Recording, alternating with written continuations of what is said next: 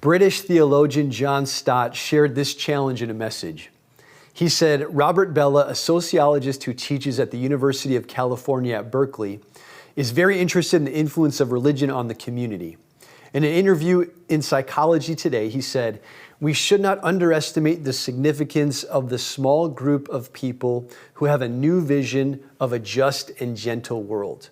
The quality of a culture may be changed when 2% of its people have a new vision. Stott continued, I pray that God will call you to permeate non-Christian society for Christ, to take your stand there uncompromisingly with the value system and moral standards of Jesus. I think Stott emphasizes two crucial components to making a significant impact for Jesus in the world around us. We need vision and we need values. We need to become captivated by God's vision for our lives, and we need to identify, embrace, and continually call ourselves back to the core values God wants us to live by. Think about what the God of the universe could do in and through you, your family, your church, your business, if your life was driven by a compelling, God-saturated vision and built upon life-giving values that honor Him. Well, I'm so glad that you've joined us for today's show because we're going to have an opportunity to dream about this some more together.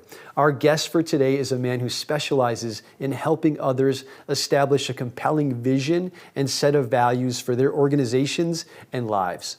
You're watching One Day Closer, where we're learning together how to use our one day closer to eternity to bring the hope and purpose of Jesus to those around us. Let's go meet our guest for today.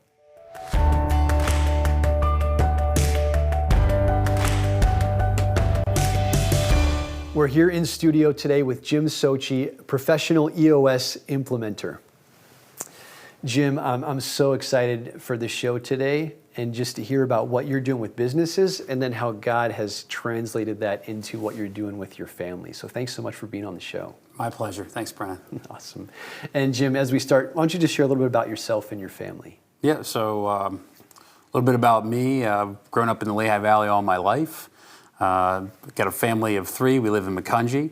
My wife Betsy. We're coming up on 20 years being married here this June. Our oldest is Max. He's a freshman at Emmaus High School. Mm-hmm. And I've got a son Jake who's at Eyre Middle School, and I've got a 6-year-old little Kate who is in kindergarten. So wow, got a busy house. Yeah, we got a busy house. Yeah, that's great. And tell me about your career. So always loved business, family of entrepreneurs. Decided to pursue a degree in accounting before going into business for myself. Purchased a multi-million-dollar stuffed toy manufacturing company and quickly realized that being a CPA did not qualify me to be a great business owner. Okay. I like to say I got my real education in business, right. when my clients didn't pay me, my employees didn't listen to me, and my life was no longer my own. After 5 years of working in my business, all I had to show for it were a bunch of recurring net losses and about $1 million in debt. Wow. But that's when I got obsessed with figuring out what makes businesses truly succeed. Wow. So I hired business coaches, read every business book I could get my hands on, frustrated my employees at times. Yeah. But ultimately, I figured it out. I figured out how to work on the business. I grew the business, made it profitable, easy to understand. Everybody could see themselves in the vision, so much so that I sold the business 7 years later to one of my key employees. Wow. And I got the opportunity and pleasure of coaching and transitioning that new leadership team over about a 2-year period. And that's when I discovered my passion. Wow. It's for helping entrepreneurs and their leadership teams really understand what makes businesses truly succeed. Yeah. Besides maybe a great accountant. Yeah, right. Wow. And that's what you do now with EOS. So you're coaching businesses and you're explain that more. Yeah, so EOS is the Entrepreneurial Operating System. Mm-hmm. So basically, if I had to simplify it down, I'm helping organizations simplify, clarify, and achieve their vision. Mm-hmm. Mm-hmm. Great. And you use family as a metaphor as you help organizations. Tell me a little bit about how you do that.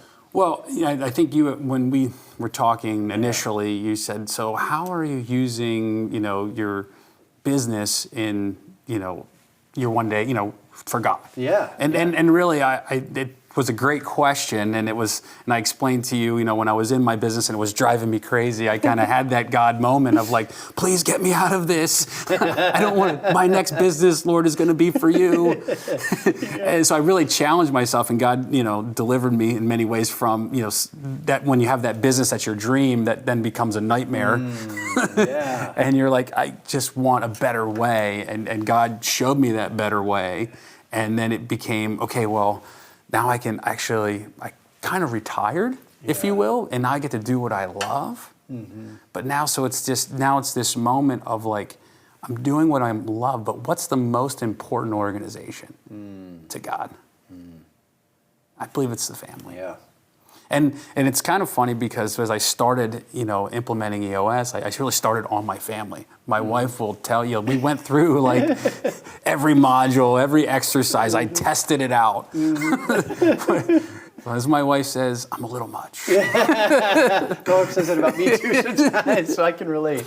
So in doing that, one of the things that I uncovered was there's these simple, timeless tools, disciplines, practices that EOS isn't just for a business; it's for an organization. Yeah, it's for harmonizing and organizing human energy, and knowing that the family is the most important organization that there is. Yeah. And just a little hold up the mirror, self-reflection, and going, I'm doing this and I'm helping save the world, or save businesses, let's say, or help businesses, have a better future and have a better life and achieve their vision.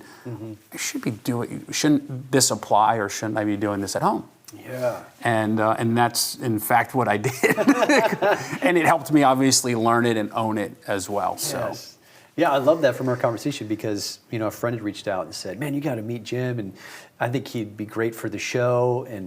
And so our conversation was kind of like, hey, what are your passions? Let's talk through. I thought it would maybe be about EOS and how God's using that, but then it's how he's using it, but in your family, which I love because this is right where I'm at with my family. And I'm a little much as well, my wife says, but I think, as you said, this is the most important ministry we have. And we'll set vision and things for everywhere else. But man, what about our families? So I love that. We're going to take a quick break and then we'll come back and dive more into that. Great. Stay tuned. We'll be right back to talk more about how we can discover our family core vision and values.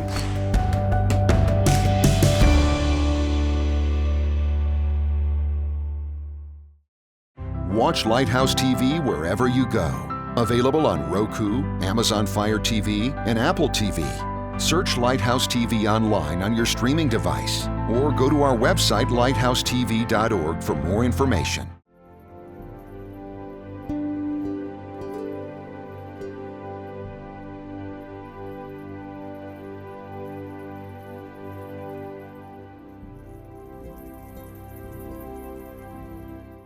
Welcome back to One Day Closer. We're here with Jim Socci, learning about how he has taken a system that he's used to coach others in business and how he's using it in his family to establish a core vision and values so they can become the best that God wants them to be. So Jim, we just learned a little bit about you and then about EOS. And tell me then, just kind of recap, where do we see these parallels from what you're talking about and why it's so important to start implementing some of these things in our family, this core vision and values? Sure. Well, I guess it's having a framework to start. I think a lot of people, in the business world, will say, I need to work on my business and I'm in my business. But they don't really know what to do. Yeah. Right? Yeah. So, and it's like, you don't get an instruction manual, about being a father or a husband, right? Yeah. But there's these timeless principles and concepts that we know we need to start putting into place. So, so for me, every MBA program in the world is going to tell you, the first thing about a strategic, plan or vision is that it's got to have core values. Yeah. But, what do you just pick them? Yeah, it's a great question, right? You just, I like this one. I want to. So, is it aspirational or is it who you really are at the core? And it's not that you don't have core values, it's that it's discovering them. And it's being clear, unapologetic for who you really are. Yeah. and really just rooting that out. And it's a process that you go through. And I know that when my wife and I went through that process, and then just making sure we were crystal clear and consistently communicating that to our kids. Yeah. You know, and recognizing that, you know, parents have a handful of rules. They repeat themselves often, and they consistently apply those rules. You know, that's what effective parents do. Yeah. Right? And that's what we teach our clients. Yeah. You know, because let's face it, 80% of the issues that organizations have, they revolve around people. It's the truth. It's the truth. So it's recognizing that we're actually, through answering these questions and teaching organizations how to clearly define and use those core values in the organization, we solve so many problems and challenges. Wow. And me knowing that Yeah. is going like, dude, you got to do this in your family. Yeah. Like, how can I, you know, you think about what are you leaving your kids? You're leaving them your name, you know, your legacy, the memories, you know, that you've created. But what does it mean? I mean, I'm sure there's things you can go back and think about. You know, my dad always used to say this. Right. Yeah, absolutely. And those are the things, and I just wanted to make sure I was crystal clear on that. And my wife and I were on the same page. Yeah. And, you know, I always asked my kids, I was like, do you know what Dad does? And they're like, yeah, you gave us the 90-minute meeting. Which is where I unpack everything that I do. That's awesome. And I was like, yeah, not really. I mean, yes. I was like, I'm helping people get what they want from their business and ultimately their life. So I said, if I'm not helping you do that, what good am I? Wow. So then I shared with them or him and what our core values. Gosh, and I think it's so easy to get in our culture as parents to be passive and just react to the world. There's plenty going on, right? Instead of intentionally saying, man, how has God created us? We know these principles from the scriptures, but then he also has created us in a specific way. And how do we figure that out and live it out? I think that's incredibly powerful. And I love in the Old Testament how we see God. He casts vision, right? He's like, this is who you are. I am your God. You are my people. He rescues the Israelites from slavery. And then he says, you're going to be a light to the nations. And then he gives them their core values, the 10 Commandments. And there's a lot more going on, you know. And then he calls them back. That's the prophet's job, was to call them back to the covenant, call them back to the values over and over again, reminding them who they are. You're my people who I rescued. And so it's just what you're doing with businesses and now in families.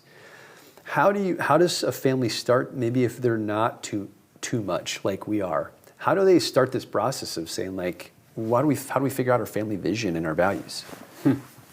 So, give them my number. No. Yeah. How much time do we have?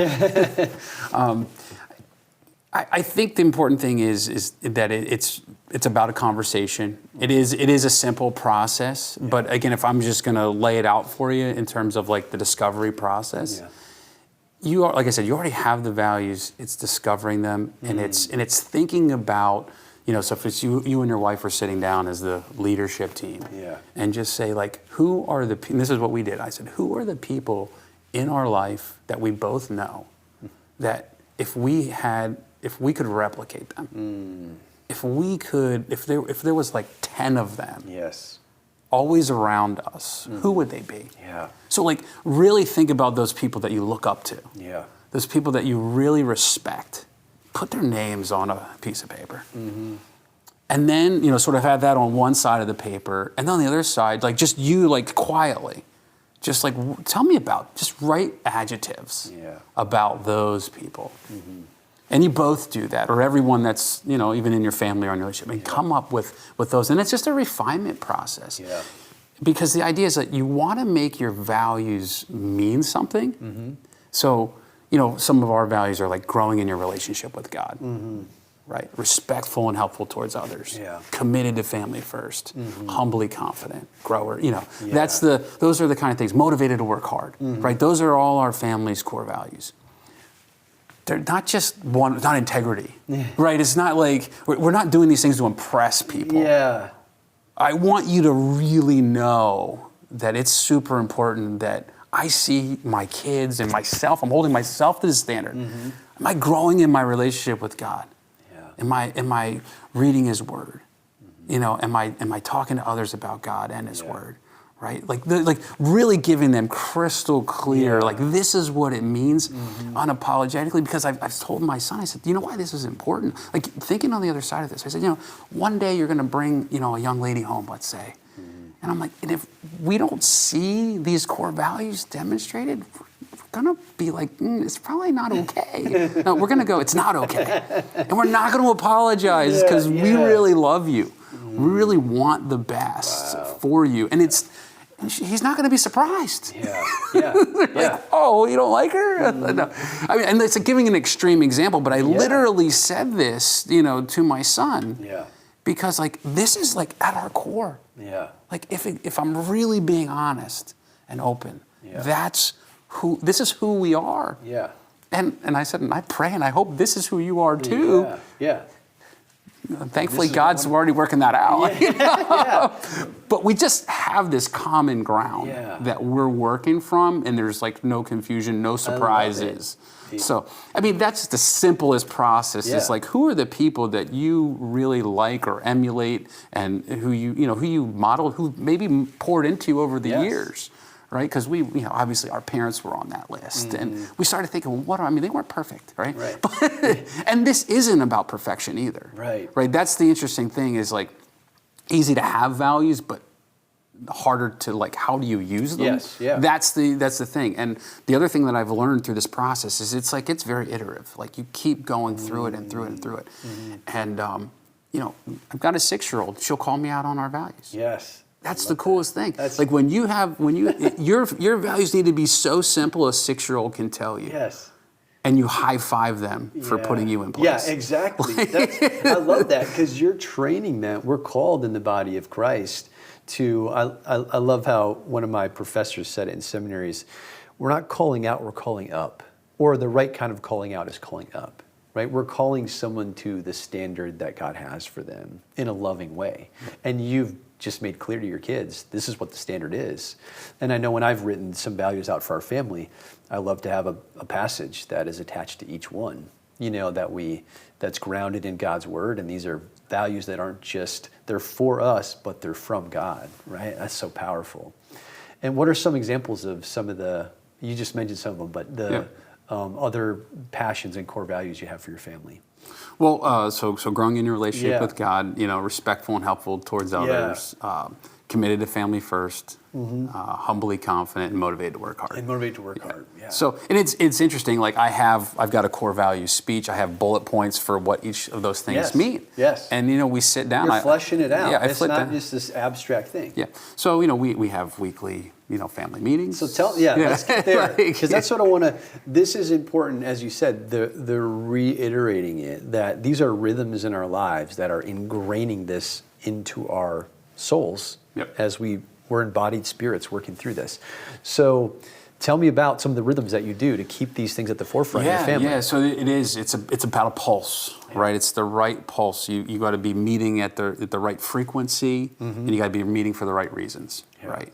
So establishing that right meeting pulse with the family, for us, it's a weekly meeting. Used to be 90 minutes, we've gotten it down to 60. But sometimes, it's neat because like so much resistance. I mean, as of 13 and 15-year-old boys and a 6-year-old, are you kidding me, for an hour? But the coolest thing last week, is like they've been fighting just like less, like let's get this over with. I mean, sometimes it's just the calendar coordination is like 35 minutes. So can we really get down to some of these, heavier, meatier items? And the neatest thing last week was like, we were 60 minutes and I was like, hey, I think we need to end the meeting. And they're like, no, keep going. So he's like, it's easy to, get frustrated. It's easy to think it's not working, or maybe we're wasting time. But I just said to my wife today, I'm so glad we had that conversation. We were talking about things that they actually responded to and wanted us to keep going with. That's so great. And so just those, it is just having the place where we're going to talk about, like, we make it a point, because part of our vision, and again, just to share like a little bit of the vision, like, so like values is number one, but like core focus. Like, Yeah. who are you at the core? You got to nail that down. Yeah. Like, it's kind of what's that unique thing that God has, made for you to be. It's like your reason. Why do you wake up? Yeah. In the morning? Like, what Yeah. excites you? What gets you out of bed? That question, right? Yeah. And then specifically, like, what do you want to do? So for us, and I think I shared it with you, and I brought my little, document. I wanted to read it, right? And we've tweaked this. We kind of joke with our client. It only takes 45 minutes to 4 years to figure this out. Right? So don't be too hard on yourself. Yeah, right. So I mean, for us, like our passion is making a positive impact on people.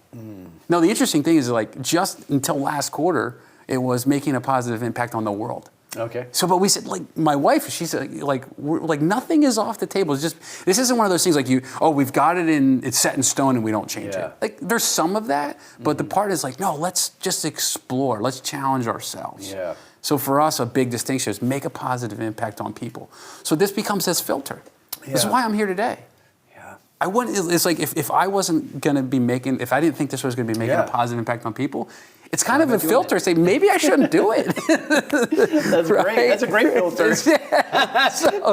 But that's how you start to use vision. Yes. And to develop a strategy. Right? And it makes your life more focused.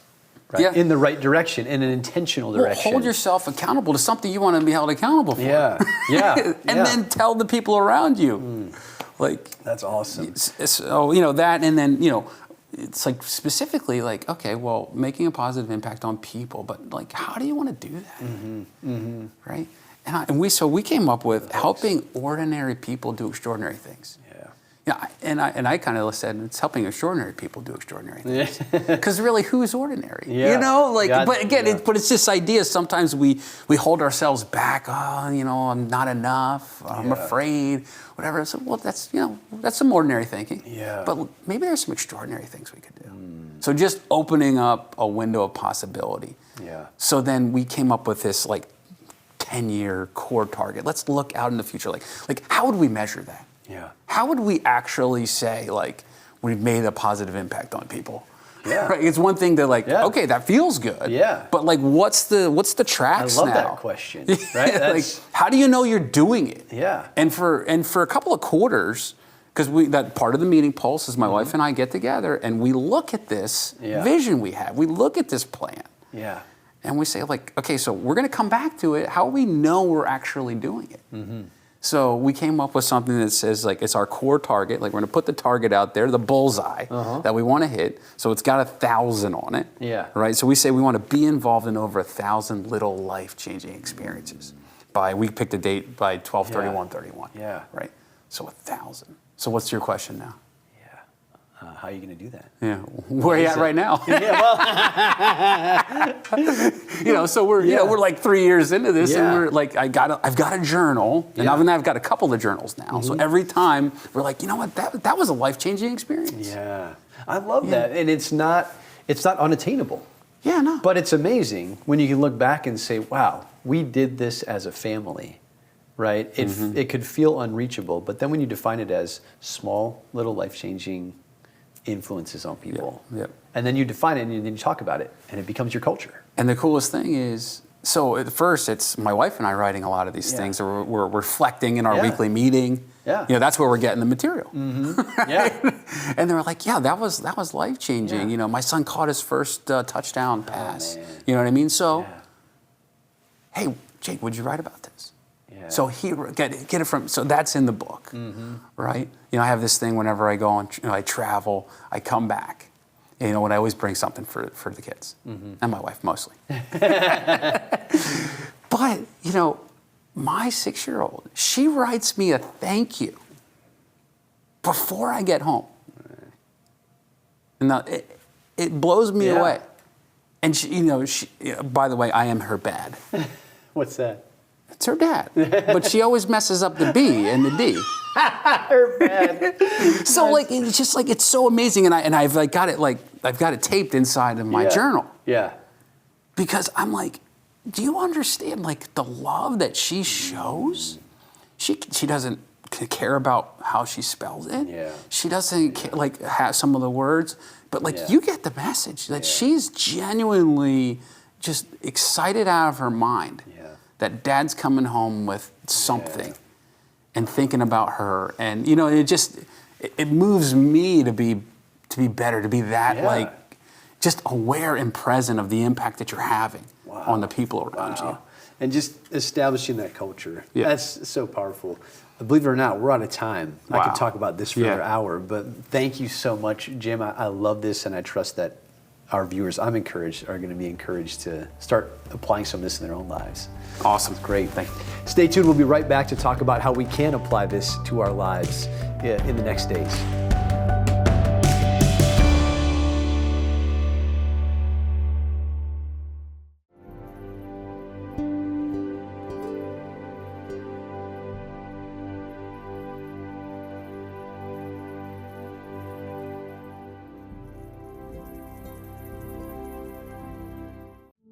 You're watching Lighthouse TV, 24 hours a day, 7 days a week. This station will feature uplifting faith and family programming. Programs focusing on defending your faith, defending your freedom, and living as a believer in today's culture. To find out more about this station and to watch original content, go to lighthousetv.org. Lighthouse TV, positively different television.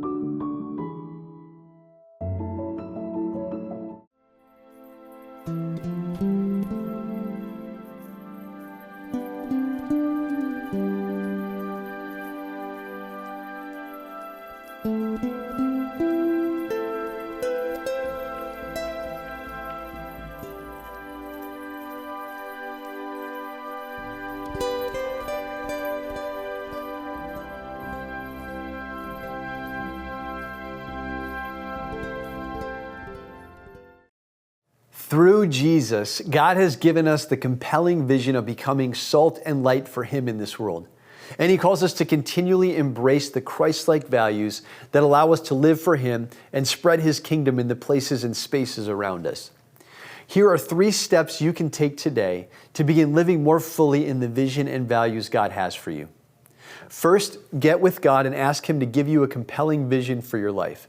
Think about your gifts, your passions, your experiences. How might God want to use them to give you a vision for how He could impact the world more fully through you? Second, ask God to give you a list of 3 values that are reflected in His Word that you feel He wants you to make foundational to your life and your family if you have one. Third, write that vision and those values down and put it somewhere that you see it regularly. Then review and pray over that vision and values for 1 minute every day and see where God takes you as you do that. Imagine what God could do through you if you were able to discover and live out His vision and values for your life. I hope you'll be committed to finding out. Thanks so much for joining us for One Day Closer, where we're learning together how to use our one day closer to eternity to bring Jesus-infused hope and purpose to many.